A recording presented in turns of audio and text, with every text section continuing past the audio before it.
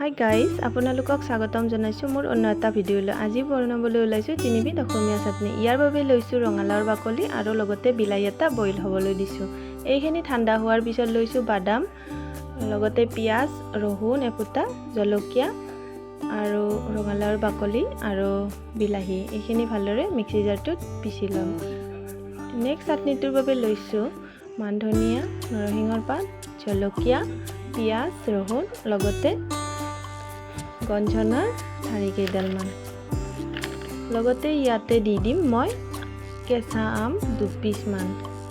টেঙা টেঙা ভাৱটো আহিবৰ কাৰণে, কাৰণ টেঙাৰ চাটনিটো খাই খুবেই ভাল লাগে গৰমত, নহয়নে?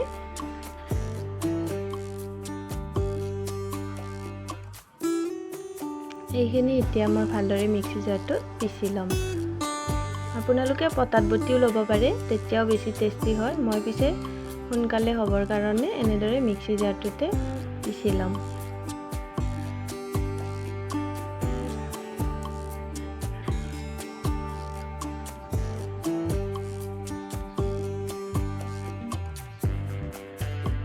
তাৰপিছত দি দিছোঁ পৰিমাণ অনুসৰি ইয়াতে নিমখ।